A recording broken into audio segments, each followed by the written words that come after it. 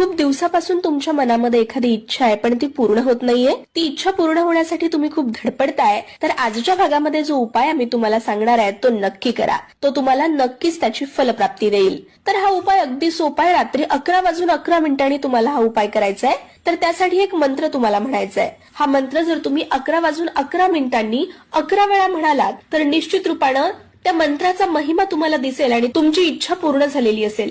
जी कोणती इच्छा तुमच्या मनात आहे, तुमचं घर व्हावं, तुम्हाला नोकरी लागावी, तुम्हाला नोकरीत बढती मिळावी, मूल व्हावं, स्वतःचं घर व्हावं, कर्ज प्रकरण असेल तर ते फिटावं, जी कोणती इच्छा आहे ती तुम्हाला इच्छा त्या मंत्र म्हणून झाल्यानंतर सांगायची आहे. तर तो मंत्र आहे ओम क्लीम कृष्णाय नमः.